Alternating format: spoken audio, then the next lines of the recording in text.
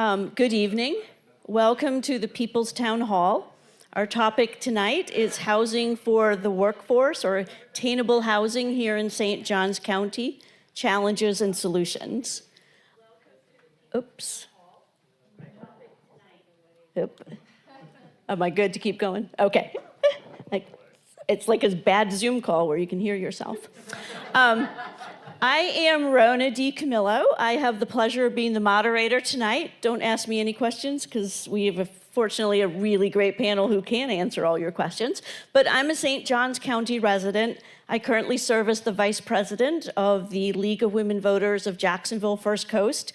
We cover Clay, Duval, Nassau, and here in St. Johns County. The League is a nonpartisan organization. It focuses on advocacy and education, and we're going to do both tonight. We're going to educate, and then we're going to give you some takeaways of ideas for advocacy. So tonight, we're specifically examining workforce housing here in St. Johns County. We're going to talk about the gap between median home prices here and what essential workers in our community can afford. It's a distinct challenge requiring targeted solutions. We're addressing what I've seen referred to as the missing middle. Households earning between 80 and 120% of our area's median income, which in St. Johns County, we're talking about teachers and law enforcement and nurses and manufacturing workers, firefighters, who are earning somewhere between $50,000 and $60,000.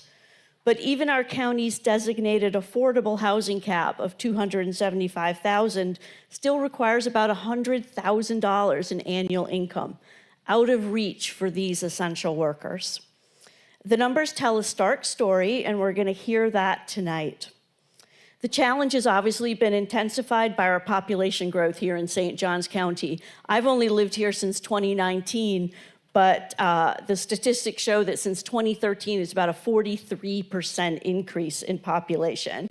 We've had an increase in short-term rentals. We've got limited public transportation options. So we're gonna talk about how that brings about some economic and community and sustainability crisis. Our panelists will explore St. Johns County specific solutions. They'll examine lessons from recent projects and discuss how to balance community concerns with our workforce housing needs.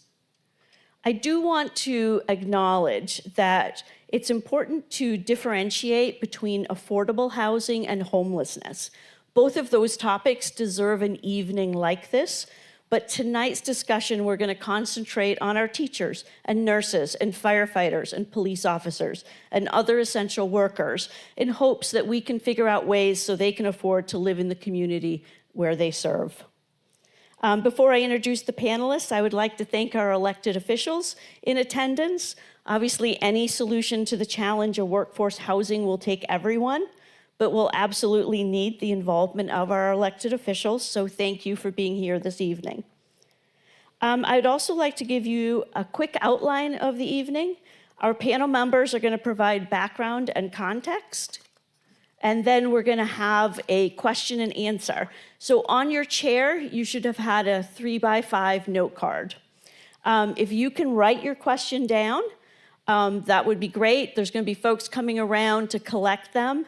And we're going to do our best to get through all of them. If you would like some specific follow-up, if we don't get to your question, feel free to put your name and your contact information, and we'll be sure to get back to you. So finally, to our panel. These are amazing people who are already doing the work in our community to help address this issue. I'm going to try to go in the order of folks. So Eric Sachs on the far end is Executive Director of Operation Lifeline, Inc. and President of Lifeline Construction. Next to him is Aaliyah Meyer, the Economic Development Coordinator with the St. John's Chamber of Commerce. In the middle is Melinda Everson, Executive Director with Habitat for Humanity of St. Augustine, St. Johns County. Next to her is Bob Porter, a Senior Vice President with D.R. Horton. And then to my immediate left is Bill Lazar, Executive Director with the St. John's Housing Partnership. So thank you all for taking time out on a Wednesday evening to come. And we are going to start this evening with a video highlighting real stories with the human impact of the housing challenges that the Chamber has put together.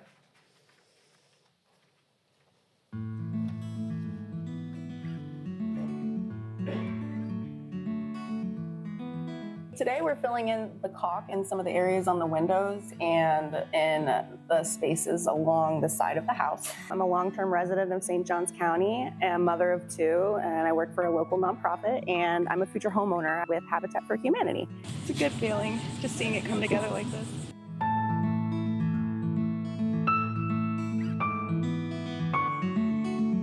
My housing struggle has been a little bit more of an uphill battle is kind of what it felt like before I found out about the Habitat program. And then we're gonna go through and wipe that down. Myself, I'm a single mother of two. I have childcare costs, I have additional costs of living. It's looking really good. That's my future son's room. And it's just really coming together.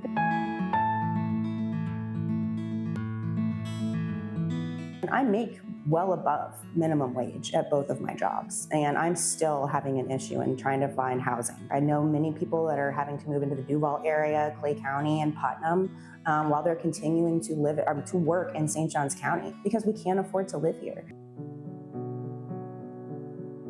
Just to tell you a little bit about myself, I started my education here in St. Johns County. I was born and raised here. My family comes from education. My mother, my aunts.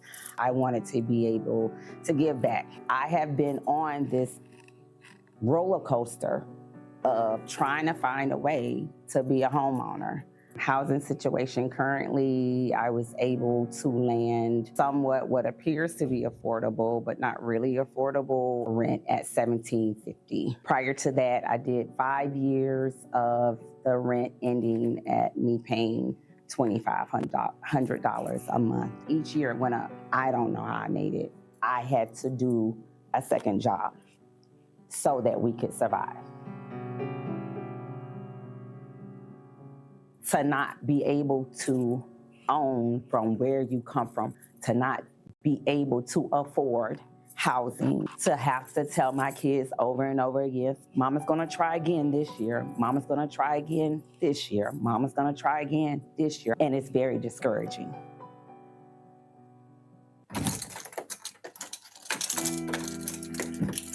I work 7 days a week, so I work Monday through Friday, 9 to 6, and Saturday and Sunday, I work 10-hour shifts at my hospitality job. I've been a St. Johns County resident for about 5 years now. I'm a recent Flagler grad. I've loved working hospitality in St. Johns County. I think seeing all the new faces of the tourism and everybody every day is really exciting. It isn't necessarily the most lucrative position, but I love what I do.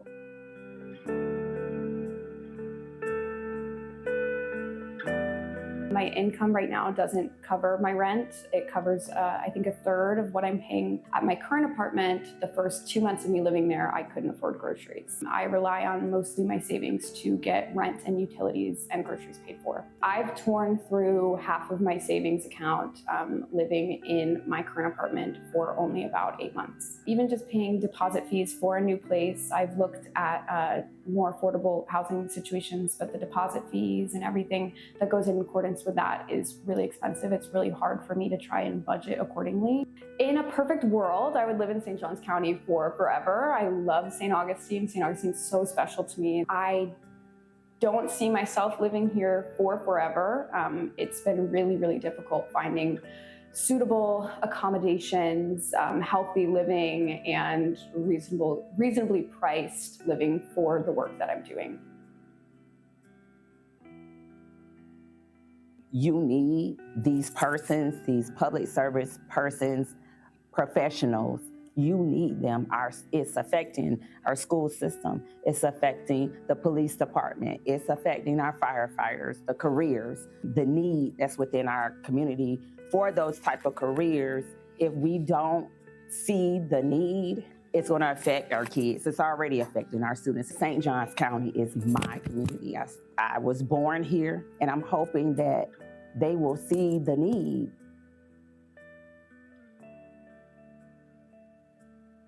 think the focus really needs to be on providing affordable housing, maybe in an apartment complex form, but maybe more awareness of the programs that we do have.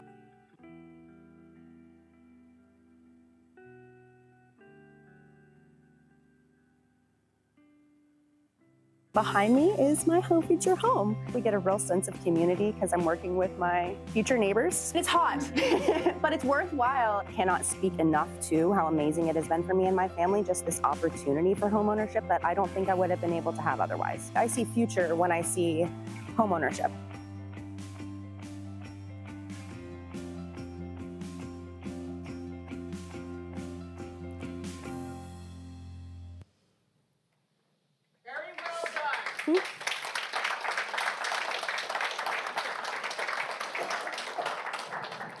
All right, Aaliyah, I think you're going to kick us off with some context around what we're going to talk about tonight. Yeah, just following up on that video, when the Chamber was doing their most recent housing report, we wanted to make sure that we were giving a voice and a platform for the community members that were impacted the most by the lack of affordable and attainable housing here in St. Johns County. These are the workers in our school systems. These are the workers that are providing us the services that we utilize every single day. And unfortunately, they just don't have the opportunity to have that safety and security for themselves. So giving them a voice and going beyond the data and showcasing that these are people's lives and this is the impact to the community when we don't have safe accommodation and affordable accommodation for the workers that are the backbone for the community.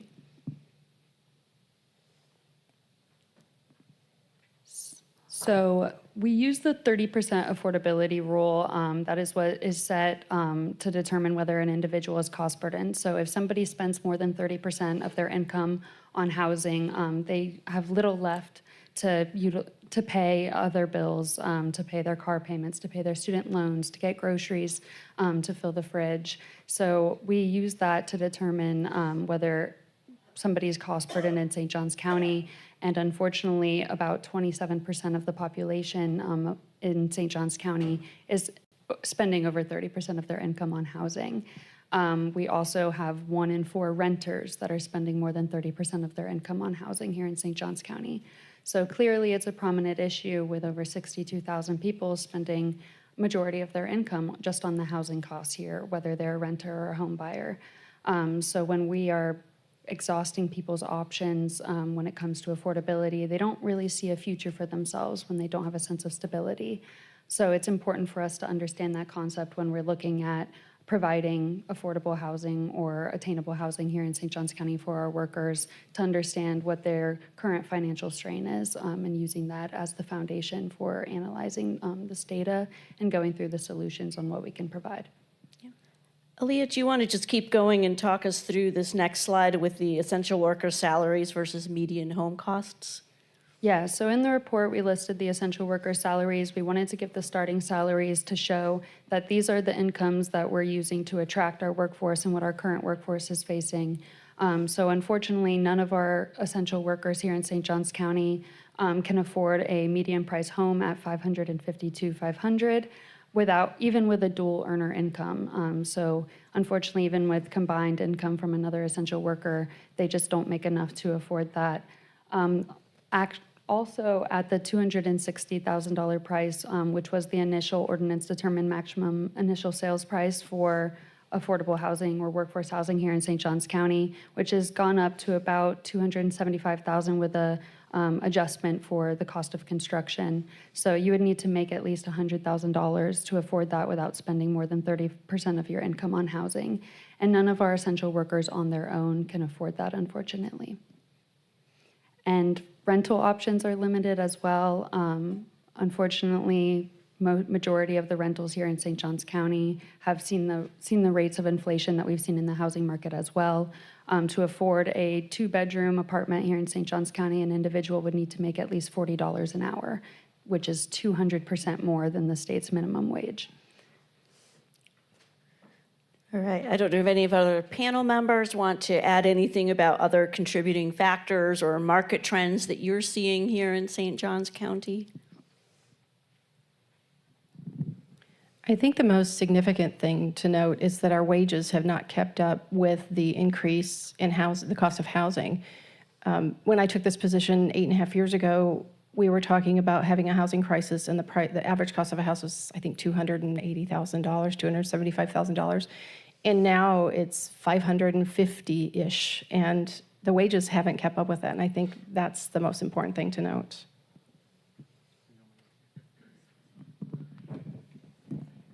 I think it really helps to have a perspective on things. I moved here in 1995. I bought a 3-bedroom, 2-bath, 1,800 square foot house for $98,000, and my mortgage payment was about $800 a month. I'm still in the same house. Lots of things, property insurance and everything else has gone up. I had a half-acre yard. You can't get a half-acre yard in St. Johns County anymore unless you just live out in the rural areas and agricultural communities. But this is what the entire state is facing. I mean, everybody is seeing prices go up. In 2000, the Housing Partnership built a community called Hancock Place in West Augustine. That 1,200 square foot house, 3-bedroom, 2-bath with a single-car garage, it was concrete block construction, and it cost us about $90,000 to build it. We're doing that same floor plan now, not concrete block, on individual lots as we find them, and it's costing us almost $200,000 to build the same house. And I can tell you right now, the workers doing that are barely making enough money to remain living in this community. I see more and more workers that work in construction commuting in from Palatka, Palm Coast. I've seen a couple commuting from Orlando, which I still can't figure out. But I mean, this is what everybody is facing. And what we really lost after the last recession was a lot of the small builders. They were our workforce for building small infill housing. And they were doing it, but when 40% of them retired or went out of business, and we're not seeing young people come up into it, it adds to this whole complexity of who is going to build what. And as much as we all would like to say, well, somebody just has to build it, I personally would still like to be able to buy a pickup truck for $20,000. Why not? You know, but we can't sit here and expect the building industry to just say, well, we're going to build you that house for what it cost Bill 15, 20 years ago. Affordable housing works when you have builders and lenders and realtors and government all working together. And if we can't figure out how to do it, for the most part, and even this group we're talking about that is sort of attainable or workforce housing, whatever you want to call it, the free market struggles to do it. And part of that is simply because whoever does own a piece of property is thrilled to be in St. Johns County because it's worth about 8 times more than it was 20 years ago. And they don't want to give that up. That's their inheritance. But that's where we're all really struggling to figure out, how do you do something when prices go up? Insurance is going through the roof. I'd love to cut our property insurance in half, but the insurance industry is not going to do it. So everything's got to be fixed, figured out how you put it together. And what we consistently come up with in the community is when we say, well, the only way to do it is to make it a little bit denser. We want to put a few more houses. If you look in the old city, what people call accessory dwelling units, we used to call garage apartments. And you can find all sorts of people around who said, I grew up, I went to high school, I graduated, I lived in garage apartments. We're not building those anymore. But that's what we need. I mean, that takes care of that young couple or a couple of the folks that are just working hospitality. But when you don't have it, and the Housing Partnership, we do 3 things. We fix homes that low-income homeowners own, we build single-family homes, and we're slowly building infill rental. I can painfully tell you why nobody builds 1-bedroom apartments, and that's the single biggest demand for most of our low-income seniors, is that they just need a small place. It doesn't pay for itself. But those are the kind of challenges. So as we all talk about this, you can't really point to any one entity and say, you just need to be able to do it, because it's got to be a collective sense. And the commissioners look at it and they go, well, we've got all the other demands going on, so what's the cost of land? What's the cost of infrastructure? These are all the things that we have to cobble together when we say, why don't we have affordable housing? It's not just St. Johns County. The entire country is dealing with it. But I think we're the tip of the iceberg in North Florida. Whatever we can figure out how to fix here is what you're going to see in other parts of the community, other parts of the state, because they're starting to experience what we've been struggling with for the last 10 years. Yeah, I think actually that's a really good segue into this next slide. Aaliyah, if you want to do that, and then Bob will come back to you. Clearly, I'm the computer. I'm good with the numbers. So we found, examining the different opportunities and the availability of what the housing and rental market has here in St. Johns County. So of what is existingly available with single-family homes and townhomes, we have less than 3% of those that are priced under $260,000. So we have an existing deficit of 13,000 units needed for our larger employers. When we did that survey, we're also taking into account the fact that we have 6 or 7 new healthcare facilities opening in the next 5 years, needing about 4,000 new staff just to fill those positions. When we have a new school opening every single year for the next 10 years, needing at least 250 teachers, half experienced, half new, where are they going to live? How are they going to have the opportunity with the salaries that they're being faced with? And young people, attracting them into the area, we need those workers. We need to have an opportunity for the future generations, which are more likely to go into the rental market. But then we look at the rental market, and less than 10% of the rentals available in St. Johns County are between 1,000 and 1,500, and 97% of those are one-bedroom apartments. So that prices out families, single moms that need extra rooms for their kids. So when they're priced at the range of they're looking for a one-bedroom apartment around $1,000, I don't know if you guys have looked at that lately, but there's nothing. You can get a house that has no AC, or maybe you're getting a room from somebody, but that's the reality of it. So when we are looking at the housing prices have increased about 50% since 2019, but wages have only increased by 17%. That's a trend that we're going to constantly see, and the market's not going to fix itself when it's a supply and demand issue. We just don't have the existing supply in the affordability range of what they need. So when we're talking about getting the development and getting the supply up, all of us at this table are actively working. The developers are actively working to get these units developed, but to be able to price them in an affordable range, it's going to require a team effort. It's going to be collective. So I don't know, Bob, you were going to have a comment. I don't know if you want to talk about what big home builders are doing to help address this issue. Yeah, thanks, Rona. Aaliyah mentioned homes under 260, which is a perfect lead-in for me. There is an existing ordinance that's part of the St. Johns County Land Development Code called the Workforce Housing Zoning Category. And it requires that at least 30% of the homes in the neighborhood with that zoning category sell for 260 or less, and not sell for rentals, but actually sell to owner occupants. And there's a little handout there that explains it, but Horton has done 3 of those neighborhoods, and in a 19-month period, one of the things in the ordinance is we are required annually to report how many people, how many homeowners, buyers are in law enforcement, first responders, education, government, healthcare, or hospitality, the same folks that Rona's been talking about. And in a 19-month period, we got 151 of those targeted employers in as homeowners. And then we had another, and this is another thing we mentioned, was the folks that are my age and can't afford these homes. We had 26 of the homes that sold to folks whose only source of income for their mortgage was Social Security or pension. So we can't help the folks that are at 30% or 50%. But in that 80 to 120, this covers a lot of them. It's a straightforward ordinance, and I think it's working. Under that same land development code, Habitat for Humanity is building, and we are building all of our homes under that $275,000 price point. I think you mentioned it was $260. I think it's gone up to $275. So we are, I believe, the only builder that is doing that in the community. So we are serving the 30 to 120% of the area median income. So we can serve those on the lower scale with the help of the down payment assistance program with St. Johns County, which we're really grateful for.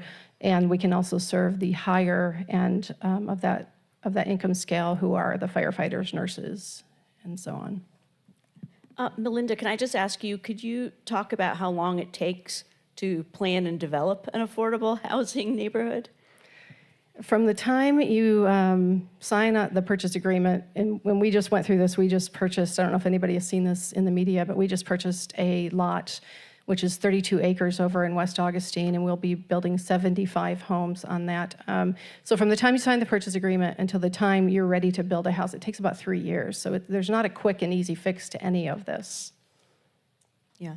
I don't know if you can pass the microphone down to Eric. Eric, one of the things you had talked about is that you've seen folks living in homes that are unsafe or even uninhabitable. What have you learned from that, and what about your ability to coordinate resources to help folks like that? Yeah, I appreciate it. Yeah, we've definitely seen that. And I didn't want to get us off topic, but yeah, talking about our existing stock, there is a problem, right? We've gone into houses.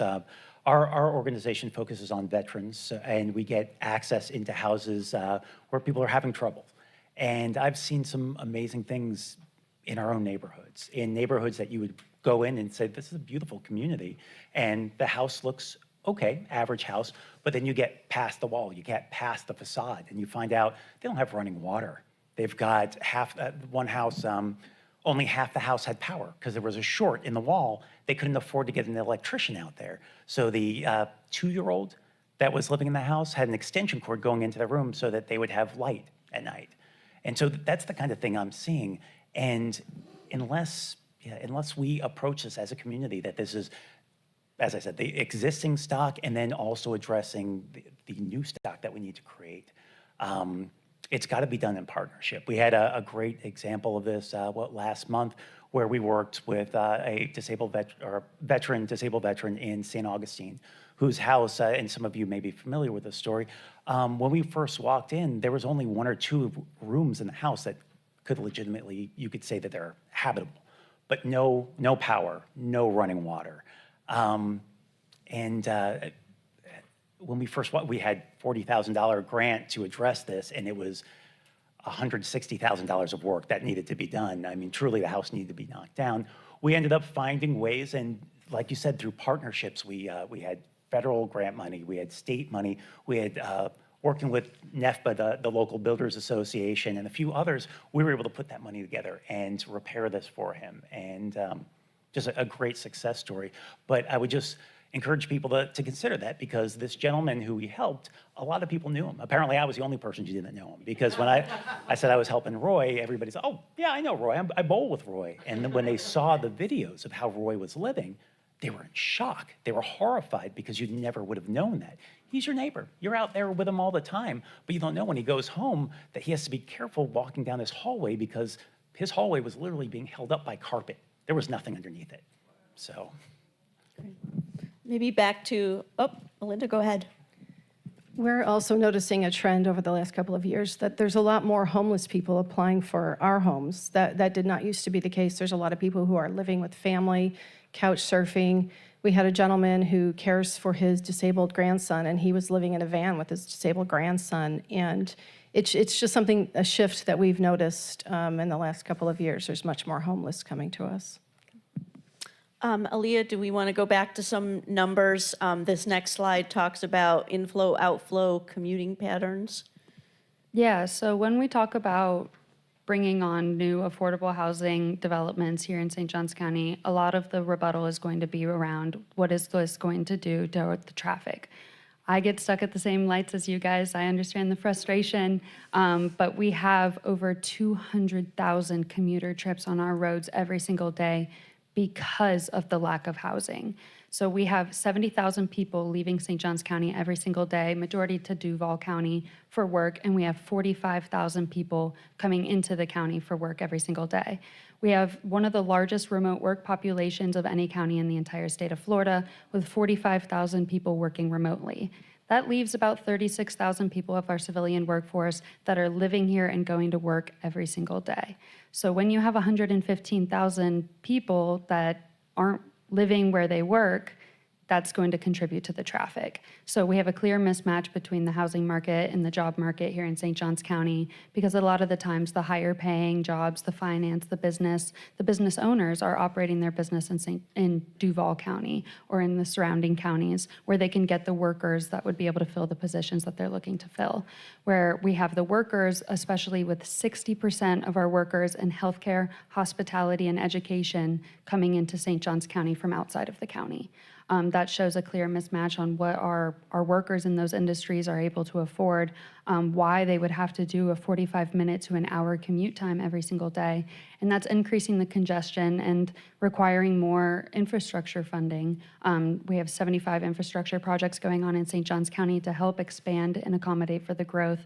But we can help ease some of that by allowing these workers to be able to live where they work and have that real sense of community by having the people who provide your services, the teachers who teach your kids, the nurses who take care of you when you're sick, the firefighters who put out your house, having those people be your neighbors. That would be an amazing opportunity to not only ease the congestion on our roads, but also to provide the sense of stability for the workers who are serving us every single day. Because eventually that person's going to be tired of driving an hour. What incentive are they going to have to continue to come into St. Johns County every single day for work? And when we have these expanding needs, expanding demand for healthcare and education, we're going to need more workers in future generations to be able to come in and fill those positions.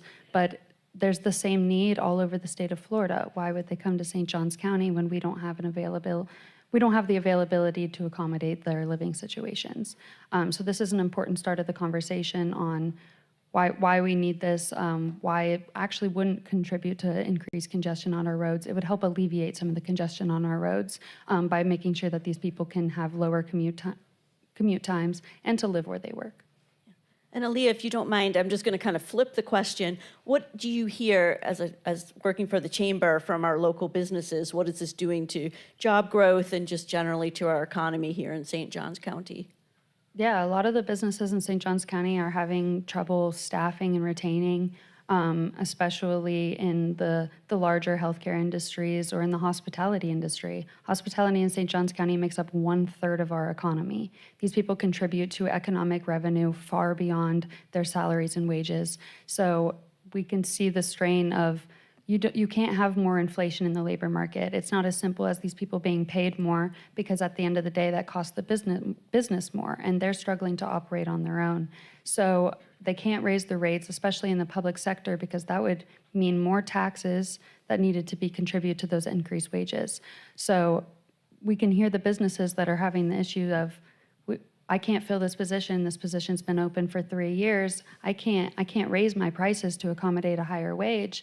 And so eventually the businesses are going to start to see a strain, and that impacts the overall economy here in St. Johns County. Your favorite restaurant's going to have to close down. When you're going to see the doctor, you're going to have longer wait times. And I think we all got a taste of that in COVID, when you see a labor shortage and you're trying to see a doctor or a nurse, and you're sitting in the waiting room next to somebody on a stretcher, and you're like, he needs to be seen before me, but you're sitting there for 5 hours together because there's not enough people to serve you. So that is the reality of, if we don't address this issue promptly and be proactive with solutions, we're going to see inflation in the labor market, or we're going to see labor shortages throughout St. Johns County. Yeah, I don't know, anyone else on our panel have any thoughts on the job retention aspects, the transportation aspects of this bill? Pass. Yeah, again, I'll go back to when I first moved here. Sheriff Perry didn't allow his police officers to live outside of St. Johns County until they finally came to him and they said, boss, here's a house I can buy in Palm Coast. Here's what I can afford in St. Johns County. Are you going to make me buy less? Because then maybe I'm going to go work in Flagler County. I live down off of 206. I can get to work so much faster when school is out, because our education workforce has bought homes in Palm Coast over the last 20 years because they got more house than they could find up here. And that's continuing to be our problem. We have the best school district in the state of Florida, and we're losing the smartest kids that we graduate from there because they can't find a place to rent here.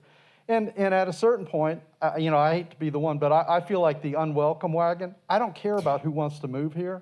I want to help the people that live here. The build for rent investors the Airbnb folks who bought up an outpriced property, they have created part of the problem. Hurricanes created a little bit of it, but a lot of it has been because they have bought stuff knowing people want to move here, and they're going to just price it out so somebody fills it. At a certain point, there is a way where we sit and say, I'm sorry, if you want to do business in our community, if you want to build here, we need you to be part of the solution. And you don't get all, I always say that all the regulatory relief we want for affordable housing, if anybody else can get it, why are they housing? If you give the same density bonus to any developer who wants to build something, they're not going to do affordable housing because you don't make as much money. You can't produce the same product. So we've got to sit there and say, we need this and we need different ways to do it. And it really does come back to everybody pitching in together, because one of the solutions for affordable housing is a USDA financing program that, I built a house in Vermont Heights and sold it for $300,000. It was over the 270 range.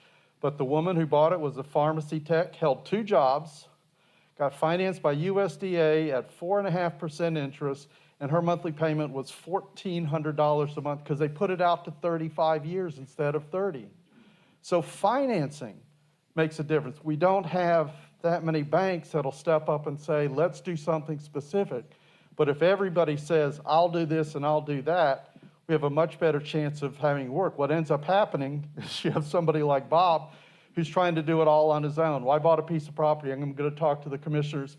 They're going to buy the land, finance it for 2 or 3 years, finance the infrastructure for another 1.5 years, and then start selling homes, and you wonder why those homes aren't cheaper than they were. Someone had to carry all of that cost. So we've got to figure out how to make it easier to do some of the stuff when it comes to protecting our workforce so that they are in here, so that we cut down on the traffic.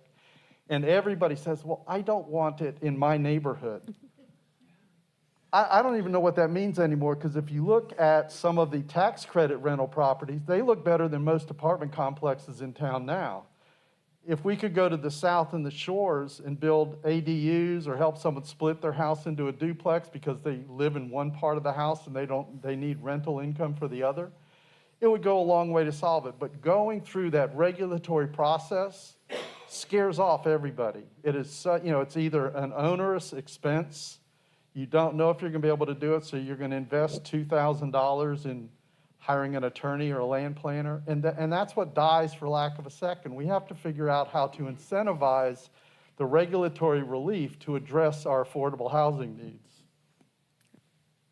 I think that's maybe a good segue into what is the last part of our prepared piece of our panel. So if anyone in the audience has questions, hopefully you've been writing those down, because we're going to talk solutions and strategies next, but then we're going to open the floor up to respond back to your questions. So solutions. Aaliyah, do you want to kick us off? And then maybe Eric, we'll go to you afterward. I think you've got some ideas about things you've done through the St. Johns County Finance Authority. Yeah, when it comes to solutions, I think it's important to learn by example. We aren't the only county in the state of Florida that's facing this issue, but counties across the state are taking steps to resolve this issue. So when you look at Pinellas County, who has developed 1,600 affordable housing units and workforce housing units using grant money that they had from COVID relief, or whether implementing a penny tax, that may not be feasible here in St. Johns County. But we can look at the models of what they've put together, whether it's mixed use and having developments of industrial and manufacturing, and then having the opportunities for the workers to live right outside of their workplace. And that is an opportunity for alleviation on the congestion while not putting more workers on the roads, while also expanding the job opportunities in the area and to provide the accommodation for those workers. The biggest one is public-private partnerships. We're all pieces to the same puzzle, and we're working hard and diligently, but we can't all do it on our own. By pulling together funding, putting together strategies together, and singing the same song, we can help put together realistic solutions that can help alleviate this issue today? What can we do today? What can we do in 5 years? And what can we do in 10 years? We need to start looking at that now and being proactive instead of reactive, because it's a lot more expensive to be reactive. So when we're talking about solutions, we can bring in public transportation lines. In St. Pete, Florida, they are having a public transportation line that is connecting all of their workforce in affordable housing so they can increase mobility for the people living in those units without putting more cars on the road. So that is something that we would be able to explore, expanding the public transportation here in St. Johns County, giving more opportunities for developers to have unique and creative development styles that would be affordable for the developer, that would be incentivizing for the home buyer, and that would fit with the culture and the community here in St. Johns County. So looking at these opportunities, we can work together and we can discuss what can we do now, what are we going to do in 5, and what are we going to do in 10? When we build out a structured plan where we have these different strategies implemented, because it's going to be a comprehensive approach. There's not one solution that's going to resolve this issue. And I think it's important to start the conversation between each other and understand that we all are fixing this issue on a different part of the puzzle, but together we can put the pieces together. Thank you. So my exposure to all of this didn't start that long ago. I retired from the Air Force in 2020 and came here to live in St. Johns County, great county. I came to the county, I'm like, what can I do to volunteer? Because I've always, at heart, I've served my whole life.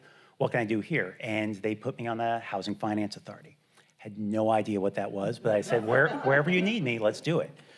I'm still, like 5 years later, I'm pretty sure I get it now, but we serve as the bank, right, on certain things. We can provide financing on projects like, if you're familiar with San Marco Heights, Victoria Crossing, those are projects that came through the Housing Finance Authority, where you've got an older apartment complex that very much needs a facelift. And you've got a developer coming in who's ready to do that. And in exchange for below market rate bond, they will set aside, they'll have certain restrictions on that, and will create these affordable housing developments. So it's been very exciting to be part of that, to see that move. When I first started, we had a very tiny budget. The way that works is the bonds that are issued end up bringing in money for the organization that we can put back in, and we hadn't made very good bets. There are other counties who made great bets back in like the 80s, 90s, and they're rich. We had, I want to say, 200,000 in that bank, which doesn't give you much. And over the years, we've been able to plus it up. Where are we, Priscilla? Are we getting close to $1 million? We're getting there. So we're beyond $1 million now, and what that allows us to do is to create new programs. And we're really excited to bring forward, Bob talked about, as a big developer looks at land, how they do it. I can tell you the other side, the small developer, because I am a builder as well. One of the things I did when I got here and I saw the problem, I'm like, well, let me see if I could be part of the solution when I got my GC license. Because look, if I can cut out costs, if I can cut somebody and we can do it ourselves, we're going to go ahead and do that. So yeah, starting a new, trying to build, first of all, to be an affordable nonprofit builder is like it's a oxymoron, right? Or you're not going to make any money. So it's truly challenging to get started in this. And one of the things, and I don't mind sharing because, again, we should learn from each other.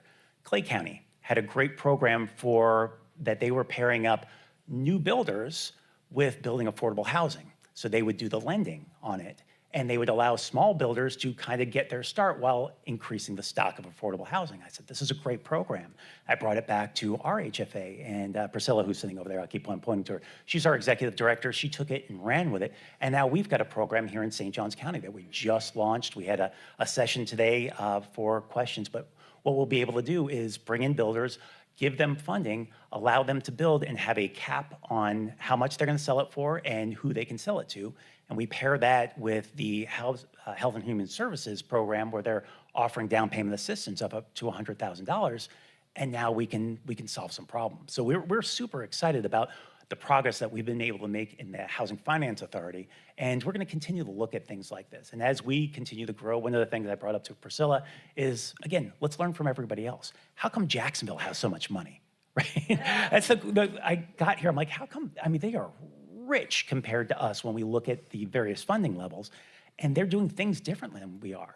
And I brought it up during our last meeting. I'm like, you know, they've got this revolving fund, and they use CDBG funds that they take from federal government. They use the SHIP, which is taken from the state. They use private donors, and they put it all in there. And we're not doing any of that. Why can't we? And so Priscilla's working on it, and we're going to do that, and we're going to create something like that so we can, again, attract those smaller builders or the mission-focused builders and give them an opportunity to build here and make a difference. So I'm really excited about some of the things that we've got going. Certainly lots of challenges with that, but also progress being made.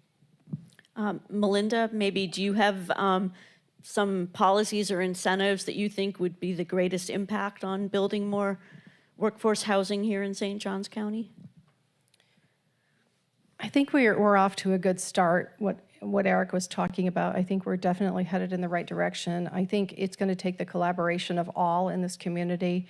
The SHIP program, I think it was about 2 years ago, they started doing down payment assistance, and I think that's made a significant difference for affordable housing, especially for those in the lower income range.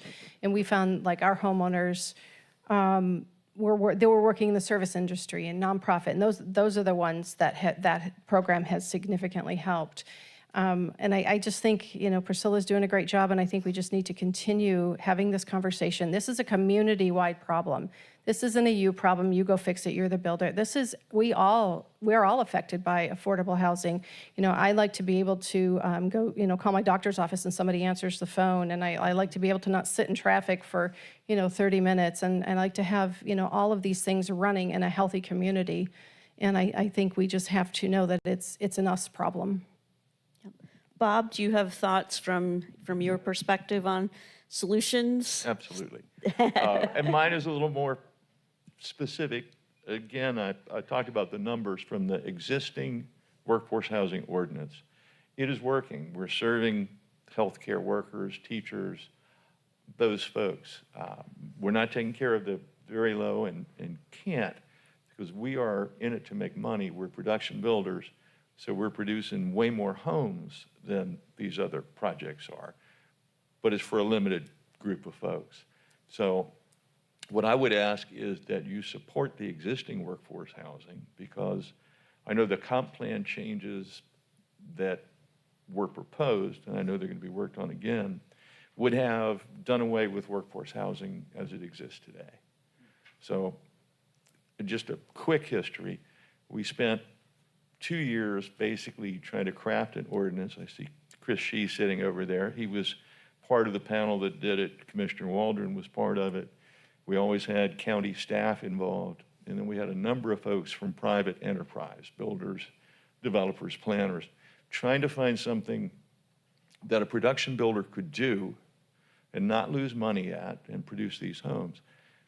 It's, as Melinda said, it took 3 years to get the first project started. Okay, and we got that done, and in the 19 months, we got over 150 of those targeted folks in there. I would ask everybody to support it. If you see a rezoning in your neighborhood or near you, support it, because if you say, no, I think it's a great idea, but I don't want those cars around me, and I'm not sure that it's going to help my property values, everybody's got to be in it together. So I would ask you to support it, ask the commissioners to support it as it exists. Because as I say, it was 2 years in the crafting with industry professionals finding something that we can do and are happy to do. And unfortunately, we get the staff deciding instead of the 2-year restriction, it should be 20 years and that kind of thing. We will not build those anymore if that stuff happens. And Bill, I know you've got all the solutions, all the strategies. No, but you know, one of the things when we were sitting there talking about, some of this has happened already. I mean, in 2004, Baptist South was hiring nurses. They could not, they're bringing nurses from the Philippines over here, putting them through school at UNF because they needed nurses so bad, and they were offering them $5,000 in down payment assistance to buy a house. And you had to stay working at the hospital for 5 years. Why did they do that? Because someone sat down and did the math and said, retraining costs us money. If we get a nurse to stay for 5 years, it's worth $5,000 on our part to tie them to a house. So many of those nurses became part of an affordable housing program that the employer started. And it was a cost that they absorbed, just like everybody has to absorb certain sorts of things. The county helped develop an affordable housing district in West Augustine back in '04 and '05. They bought 300 lots in a fire sale. They got clear title to those lots. They put those lots into a development plan. They did the environmental work. They did the surveys. They did the roads, water, sewer, put in the retention pond, recruited 6 builders, said, here's half a dozen plans. You're going to build these plans on these lots. The HFA provided those builders with a construction line of credit. Habitat got, what, a third of the houses, probably, the lots, something like that?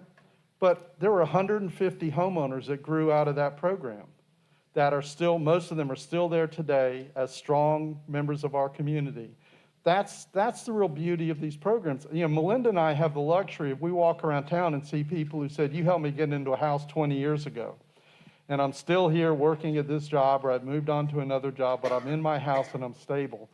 This is what we've got to figure out how to do, and none of it is sort of extreme. One of the things that Bob said is very true. Everybody, even nonprofits, have to make money in what they do because we have to plan for the future. That lot I bought today is not going to cost me the same when I buy it next month or next year. So we've all got to sit and do it. One of my mentors was an old builder named Nathan Krestel. Nathan told me that at one point he was building homes and they were building 500 to 1,000 homes a year. He said, we didn't make much money, but we built 1,000 homes a year. Volume makes all the difference in attracting builders. If you give them the ability to do some density, they're not going to build something that nobody is going to buy because they're not stupid. They've got to sell whatever they do or they're going to rent it, whatever it is. So you've got to sit there and give them an opportunity to do it. And density, if it's done right, means that not all the land is going to be developed. Some of it is, some of it's going to go higher. There's a brand new apartment complex going up in West Augustine that's 3 stories. You don't see it if you're a block and a half away, but it's going to make a tremendous difference for people in that community. Any last thoughts, or should we start on some of the questions from the audience? Yeah, we'll hear from the audience. Okay. Our first question is buildable land, an issue? I don't know, Bob, if you want to start with that one, and then maybe, I'm sure Melinda or Bill, you've got some thoughts on that too. It is a huge issue. It's hard to find land that is available, that is not priced just way out of the market, that's in a good location. So yes, we do have a big problem with that. Okay. And what about the cost of land that kind of goes along with? It's more than doubled in the last couple of years. The issue isn't just the land and the price of the land, it's the access to infrastructure. And that is the one thing that, we struggle with. We just recently bought that large parcel, and it's probably one of the last in West Augustine that has access to sewer and water. So after that, we're looking at moving out maybe towards Elkton and Hastings, and then, so the infrastructure there will be significantly more because then you need, access to, water and sewer treatment, and, we're talking tens of millions of dollars to get that kicked off. The development that we're looking at right now, the infrastructure for that piece of property is going to be in excess of $5.5 million. So that's what we struggle with to build 75 homes on.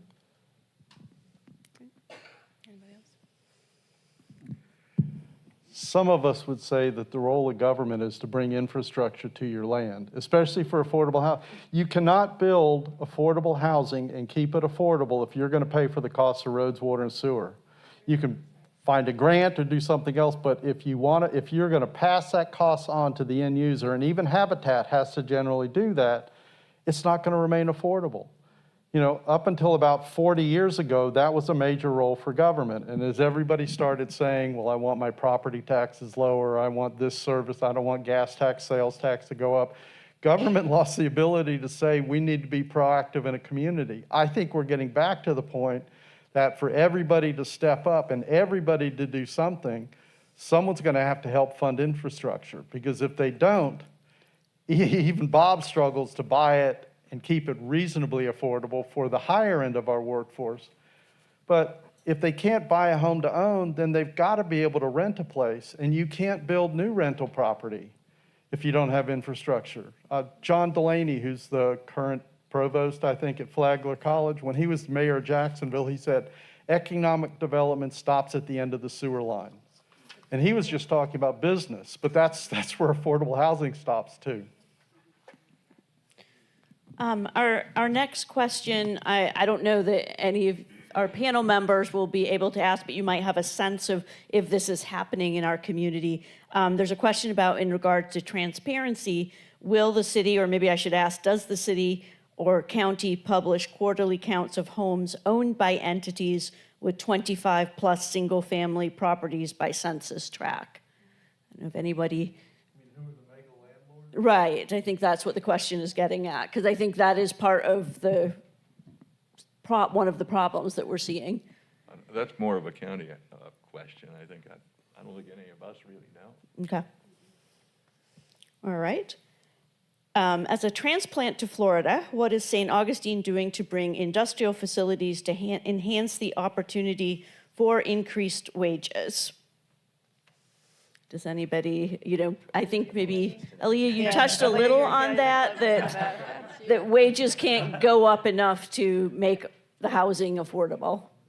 Yeah, I think bringing in high-paying jobs is an amazing opportunity, and I think that the county is taking the steps to diversify the portfolio of the job market here in St. Johns County. You diversify your investments, you should diversify the business structure that you have in St. Johns County, and so they have different incentives programs to bring in light manufacturing, 50 to 100 people, staff in these businesses that would be coming into the area. That's aerospace, pharmaceutical, and they have the incentive programs to get those constructions and those businesses on the market for the job seekers here in the area.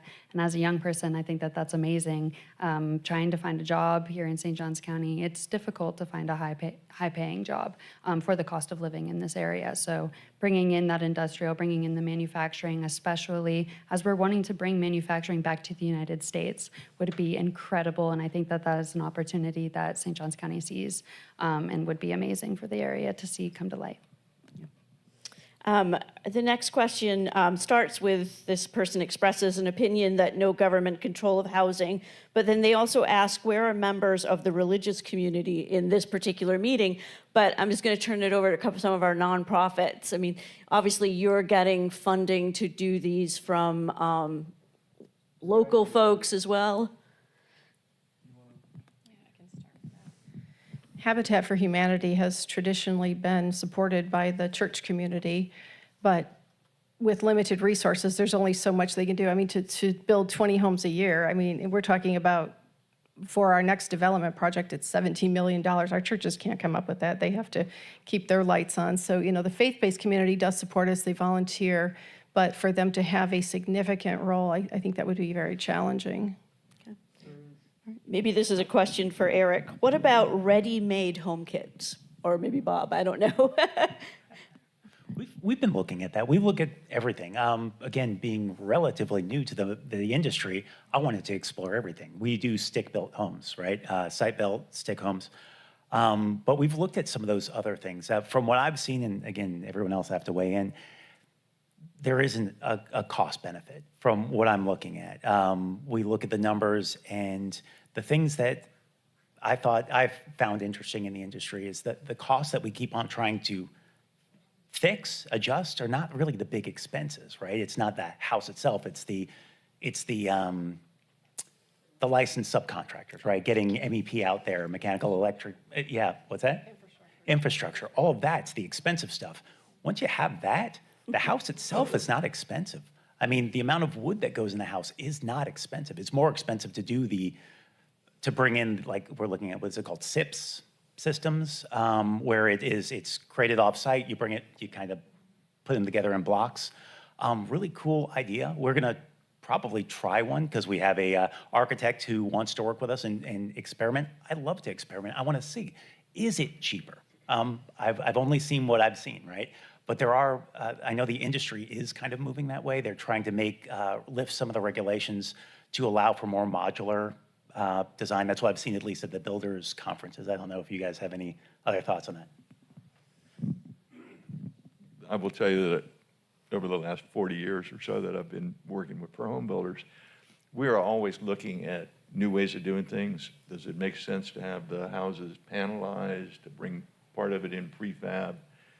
And I've never seen that be less expensive. Okay, all right. And we spend a lot of time trying to find out how to save money. Well, okay, so this follow-up question kind of goes nicely with that. Is it feasible to build duplexes or houses with efficiencies rather than only single-family homes? I will tell you, we are building a fair number. Horton is building a fair number of duplexes. Okay. So, Bill, did you have a? but again, one of the problems I think that we have in St. Johns County is that our code discourages the density, as Bill mentioned.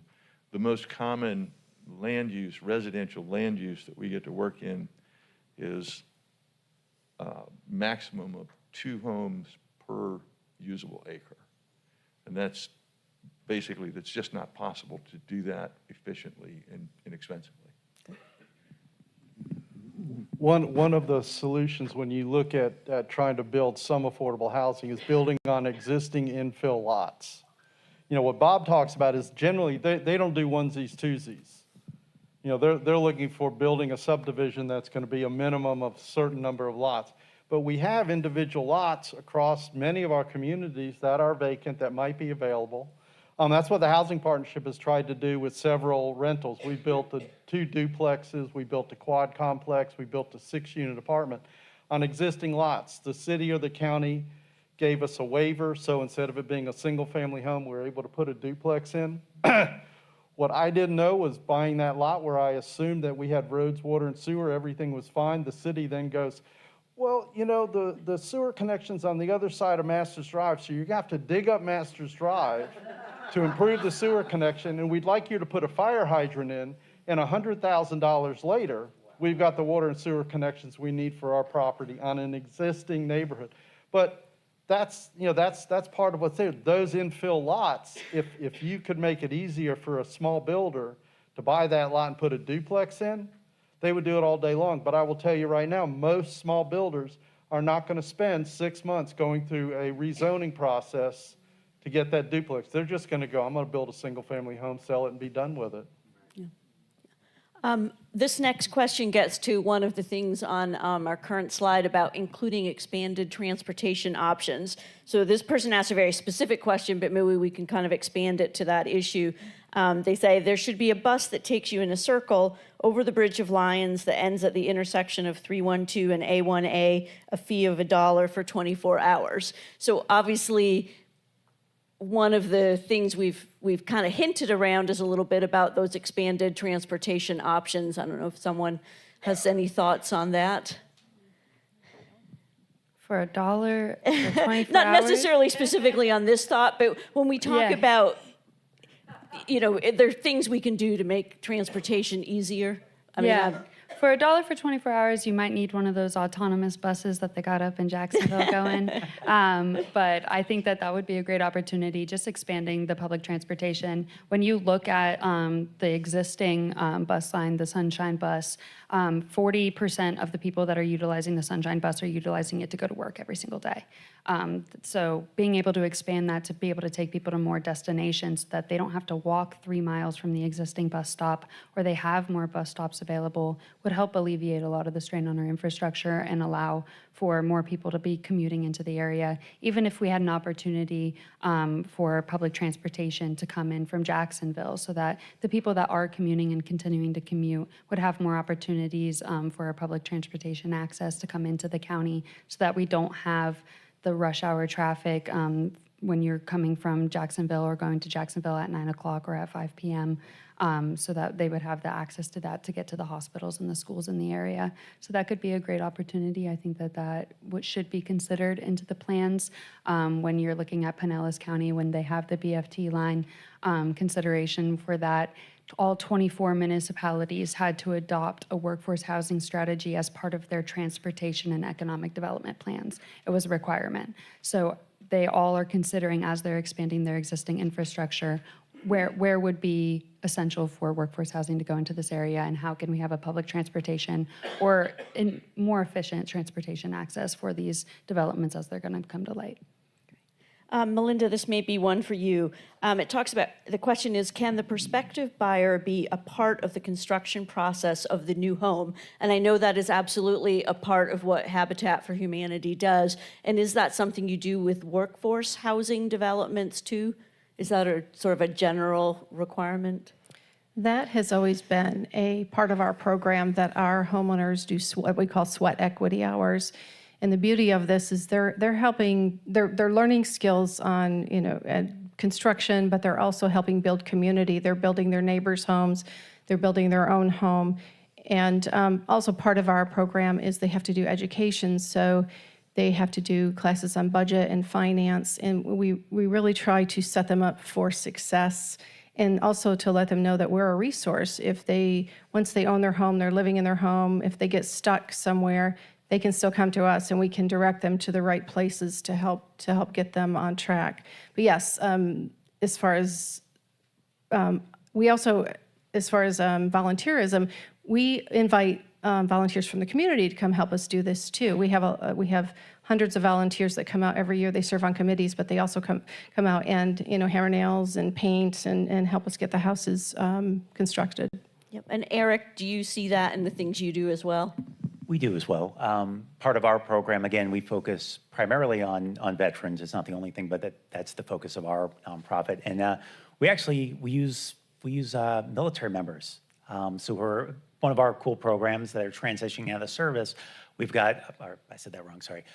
There's a program called SkillBridge within the military. So during your last 6 months of service, you can do that time, if your commander will let you, with a civilian organization to kind of bridge the skills. So give you get you set up so you can move into the community where you plan to live and start getting the skills to get you a job. And so one of the things that we do is we take military members who are coming out who are interested in the construction industry, who are interested in project management, that kind of thing. And we bring them through our program.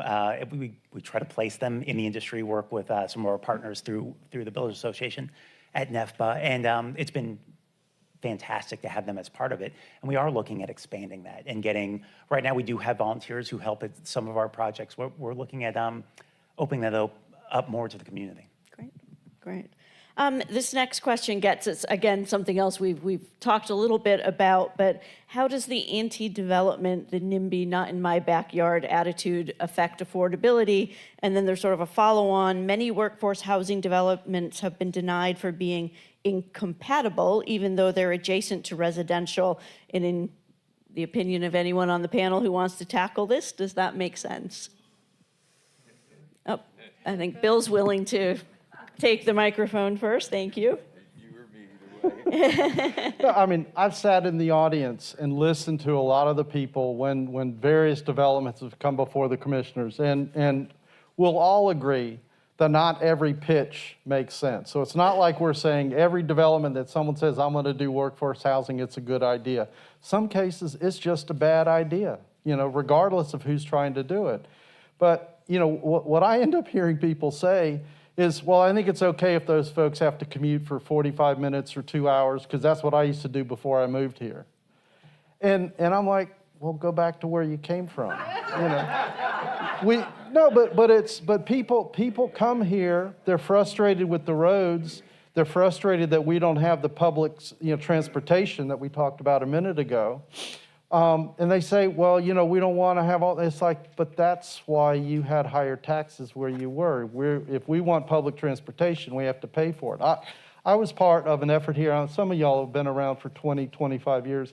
St. John's Vision was a visioning effort that was done back in the early 2000s, and it had an amazing amount of interest from people in the community. And we all said, where do we want to be 20, 30, 40 years from now? I went to that, and I went to every committee I could because I wanted to say, so what are you going to do with affordable housing? Where is it going to fit in? And people talked about that's how important that was. We didn't figure it out, but we saw incremental steps where we had folks step up, and they did certain things. And some of them were folks that said, it's going to have to be in existing neighborhoods. It may be a little bit incongruous they're not a single family home, we're putting in a duplex. But you can drive through older neighborhoods in Jacksonville downtown that are very pricey right now, and they got duplexes and quads sitting next to single-family homes, and it's perfectly fine. It looks normal. There's nothing wrong with it. We've been so stuck in this single-family zoning discussion that we're missing out on how we're going to stabilize our kids in these communities. One of the things when people say, not in my backyard, well, there's a Florida statute or a Florida bill that got passed 2 years ago saying yes in my backyard for churches that own land, that want to be involved in affordable housing. So, one of the things that we've asked everybody here, y'all are all here listening. We hope you carry this on and do other things. If you're part of a church, ask that church, do they have land that they could possibly sell, donate, partner to develop affordable housing? Right now, the legislation says they can fast track it through development standards if the piece of property is contiguous to where the church actually has a building. But beyond that, religious institutions own land. Now, I'm not going to go I went to a small church and said, I know you got a piece of property, do you want to donate? He says, well, I'd like $60,000 for it. He needed that to fix up his church. I couldn't provide that for that lot. It didn't make sense. But for some churches, the Catholic Diocese as an example, they had a priest who was a real estate developer. He was buying land all over Florida 60 years ago. They've got tons of property, and just if you know somebody, talk to them at the church and say, could we do it? Churches have amazing capacity. Sometimes it's just the fact that they have access to someone in the congregation who can help solve part of that problem. So we've got to bring this discussion to everybody. And when people say, not in my backyard, they're generally the same people who are complaining about traffic, who are complaining about the fact that their doctor's appointment takes too long. They're complaining that service at the restaurant takes too long to get them their food, which all ties back to that we don't have enough employees that are going to be part of our community. The next question is, why is the increase in deed restrictions a non-starter for big builders in workforce housing? And the person asking the question says we are the lowest in the state. Okay, we have, in the existing workforce housing, there's a restriction that lasts for 2 years, okay? A lot of places, they will have it 20 years, 30 years, 50 years. From my standpoint, personally, when you tell somebody that for the next 30 years you cannot sell your house and expect to make money, you are condemning them to poverty for the rest of their life. So I want you to buy a house from us, and in 5 years, if you want to move, you'll sell it, you'll have some equity, you will have paid your mortgage down a little bit, but mostly it's just equity because we have so much inflation. And then you've got a real down payment for your next house. For a lot of folks, and I'll guarantee a lot of folks in this room, most of our wealth comes from the house we bought when we were younger, and we kept moving into something that was a little bit nicer, and we didn't need to borrow 95% to do it. I want people, I don't care about the house being affordable for 20 years. I want people to be able to afford something better. So that's the way I look at it. Eric has his hand up too, so when you're done, go ahead, Bill. Bob and I would disagree. Building a house, it takes a lot of work. And to only tie something up we're only talking about tying up our affordable housing. We're not talking about tying up everything else that you want to build. You get another set, if they're 30% of the homes have to be affordable, 70% of them can be bought and flipped the next day if somebody wants to. But when it comes to affordable housing, we have to do so much work. We have to harangue our county commissioners and ask them to support it. We have to get zoning waivers. You have to get a developer who figures out how to finance something.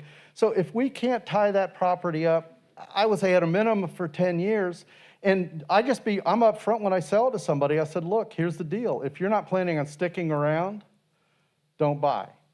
We built a subdivision of 2,036 homes. Their down payment assistance, it's not deed restricted, but their down payment assistance that was a gift to them is for 30 years.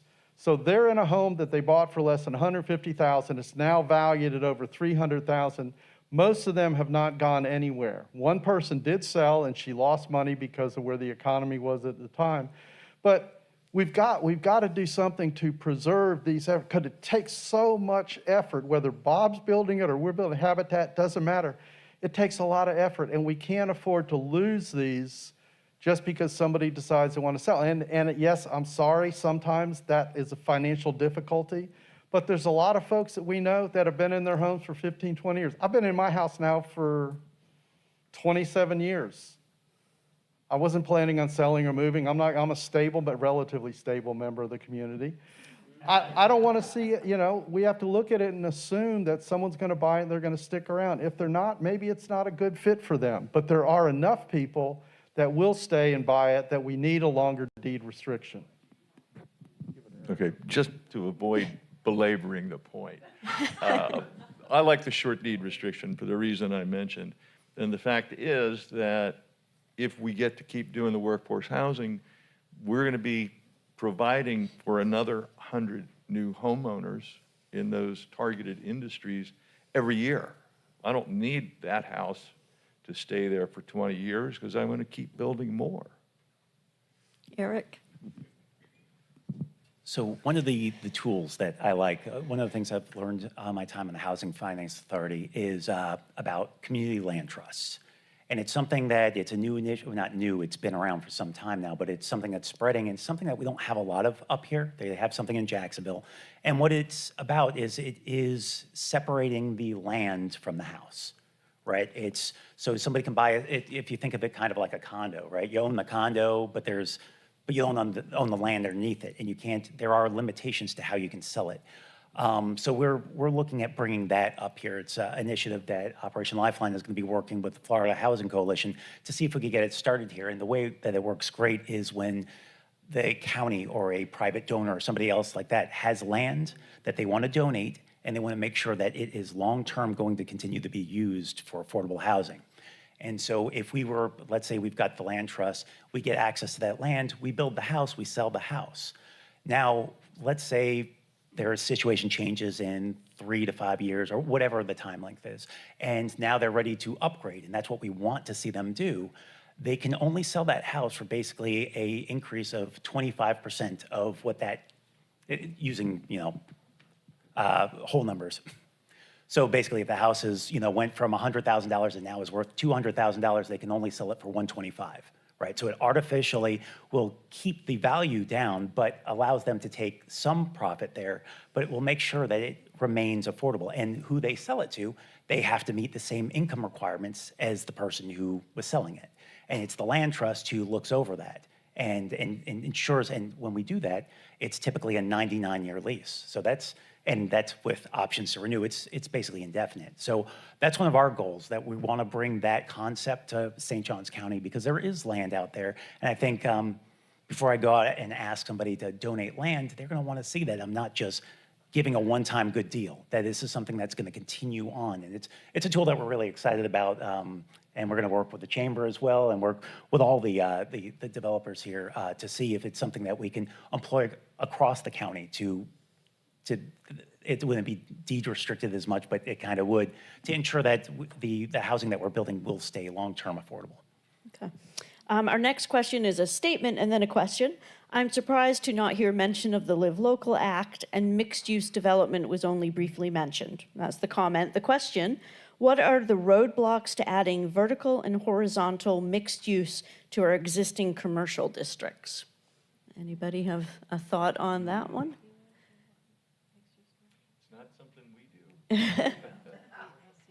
Oh, we might have stumped our panel. Congratulations to whoever asked that question. What about, are you looking at home ownership or rentals? And this person asks about the possibility of rent to own. Is that a thing? Oh, Bill? Rent to own is really sketchy. You're just, I mean, if you're ready to buy a house, we need to help you buy a house. If you're ready to be a renter, we need to help you rent. A lot of the rent-to-own stuff ends up not working out in favor of the person who's renting, because life happens, the car blows up, now you got to do something, you're suddenly no longer able to make that, so you move out, you've lost all of that equity you were putting into for your rent-to-own. We need robust programs to help people buy their home. We need to help people how to find affordable rental housing is a real challenge. But everything in between just ends up being, it works for 2 or 3 people that you know and said, it worked great for Bob, it just didn't work for me. We don't need to complicate that. It's complicated enough trying to figure out how to build rental housing or build single-family homes or townhomes for sale. But I wouldn't want to see any of us get into a rent-to-own situation. All right, this next one, I don't know, Aaliyah, I'm going to maybe put you a little on the spot. Someone asked, why are there so many luxury apartments? Who's living there? Is that a rent issue? Is that what you see? Well, I personally live in an apartment, so it's considered luxury, but it's not. I think it's just the reality of developing these units and getting people to fill them. It costs a lot of money to get a multifamily development out there, and when you have amenities such as a pool or a gym, you're going to have additional fees to provide those services and those accommodations to the people that reside in that neighborhood. So that is going to unfortunately be reflected onto the renter in that area. I think renting is something my generation is looking at right now. Home ownership feels out of reach. And when I graduated college, most of the people that I graduated with left because they just didn't have a lot of options here in this area, either to work and get the income needed for it or to be able to live here and work here. So seeing these apartments go up, it would be an amazing opportunity for rentals to be more affordable, but it is not realistic for these developers to be able to price those rentals affordable. So that's where programs that the county offers with rental assistance come into play, because some person may not be able to have home ownership. They may not see themselves staying here for an extended period of times. They may be starting their career and want to explore more opportunities, but they should be able to still find reasonable and affordable accommodation. So getting rental affordabilities come down to who's going to own and operate the property and how are they going to pay back the cost of that. So with all of the luxury developments going on in the area, I think that that's what the demand was in 2022. Majority of the people coming into this area were coming from high-cost areas. They had higher wages or they had significant savings, so they were able to come down and buy something because they wanted a pool. They wanted a gym and a pool that they didn't have to clean themselves. But unfortunately, as we're seeing the market start to shift a little bit, that isn't the demand that's coming into the area right now. The demand is coming from the young people emerging in the workforce that are looking to rent and start their careers, but haven't built up the savings to be able to purchase a home. So being flexible with that and allowing more opportunities for affordable rentals, as well as affordable home ownership, so these people can see themselves staying here, would be a great opportunity, but it would require a public-private partnership or additional investments for funds, because a single developer can't feasibly develop a multifamily unit and expect to make the profit that they're looking to make, or at least break even on the development. Okay, go for it. And then we've got a couple more questions and we'll wrap up. We keep talking about partnerships, okay? Affordable rental property can be fixed very simply with lower interest rates. The housing partnership, we own 2 USDA apartment complexes for seniors. They were both built with 1% money. Why is that? Because there was a federal program that said caring for people in a certain income bracket is important. And the way we're going to do it is we're going to have a special financing program. Bob might not be interested in it. He can't get it to build a single-family homes, but they said if you're going to build something, and these are called decent, safe, and sanitary because there's no playground, there's no pool, but it's affordable housing units. The housing partnership, we're in the middle of buying 2 more senior properties. And again, USDA is offering us 1% money to secure. It works all day long. That's, if anyone's ever heard of Levittown, Levittown was built after World War II. The federal government said, we owe our returning soldiers something. Mr. Levitt, will you build housing? He said, well, if you provide me with a construction loan, that'll finance the land and the infrastructure. And if you have a mortgage program that the buyers can use, I'll build you housing all day long. The federal government stepped up because at a certain point, You need that big collective way to generate income, and they made it happen. So it's not impossible. We have examples that have been around for years. It's just that everybody goes, well, it hurts my head to do it now. But they're there, and we can still do them, and in small places, they still exist. Okay.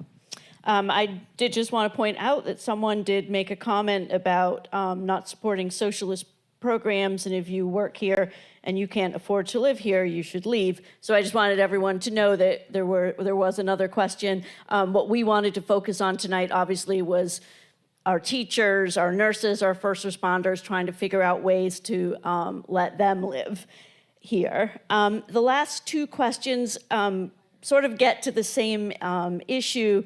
One talks about what will it take to move political will to support the spectrum of housing.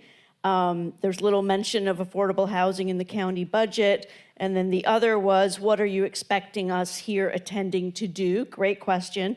What way do we convey the news? And so what I want to do in closing is just give each one of our panelists, if you were here tonight sitting in the audience, what would be a piece of advice you would give them of what something they could do when they get home? And I believe you will get a copy of the slides. We'll also send you the recording of tonight. So if you didn't have a chance to get all the great facts and figures that the chamber has collected, you'll be able to do that. But just one piece of, what should someone think about doing who's been convinced tonight that they should do something about workforce housing?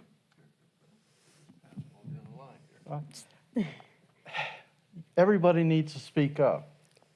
I mean, our elected officials, whether they're city, county, federal, they need to hear from all of you. Your church leaders need to hear. If that church has property, would they consider being part of a solution in our community?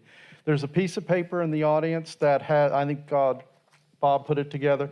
It's got our commissioners' emails at the end. I don't mean to send everybody to you guys. And again, thank you for being here. But I believe on our county website, there is a place where if I go in and put in my address, it gives me the address of all the elected officials. So they need to hear from registered voters. If anybody is not registered, please fix that. But this is a problem across America. We need everybody. It's all hands on deck. There's a lot of creative solutions. Aaliyah has pointed out in several places. But we need to ask our employers to step up.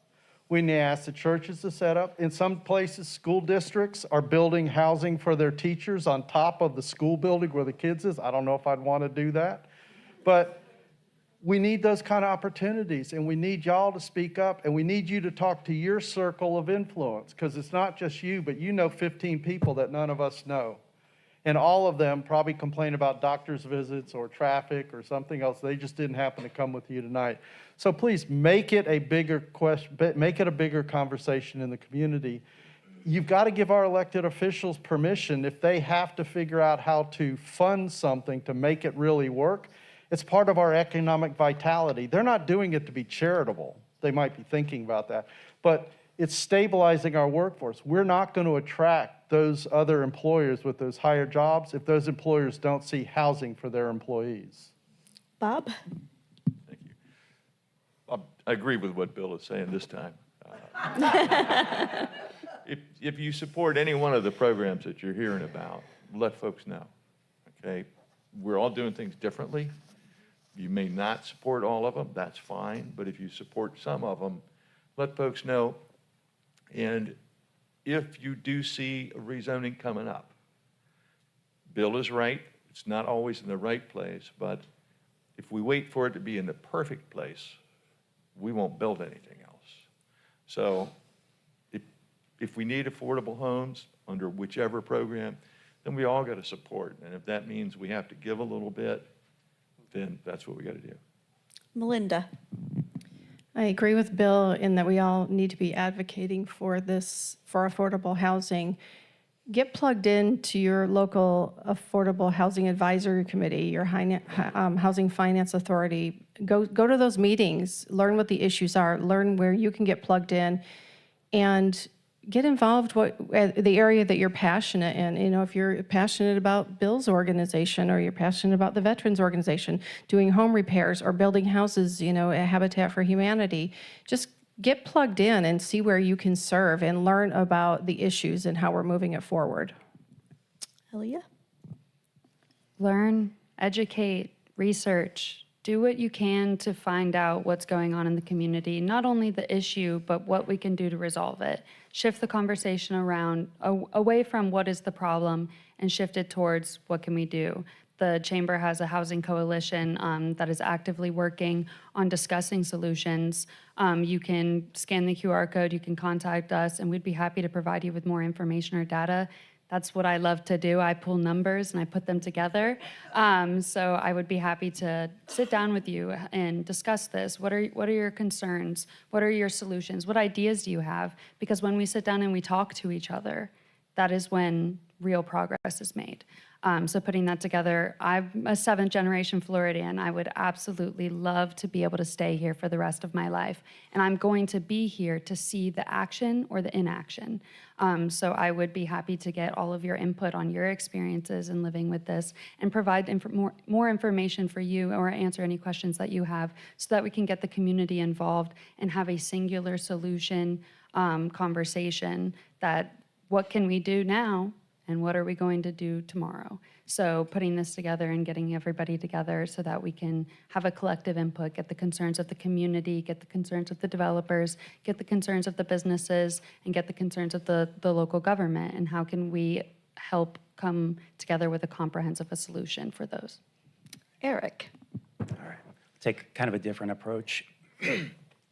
So just, again, my story. Coming out of the service after 26 years was a challenge, right? Everybody, obviously, you can imagine it is, but the biggest challenge for me was coming out of a place where we all took care of each other and watched out for each other, and then coming into a community that doesn't see it the same.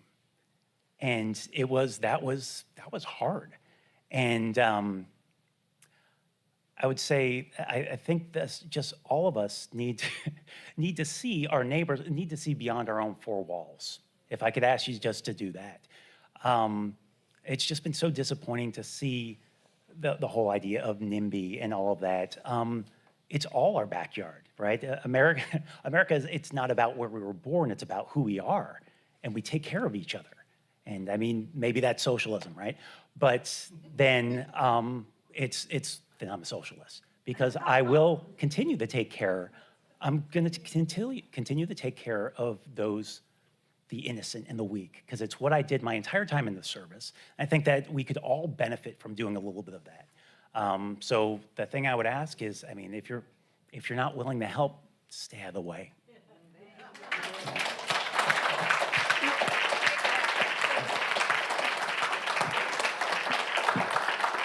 All right, if I could just have another round of applause for Eric, Aaliyah, Melinda, Bob, and Bill. Thank you so much.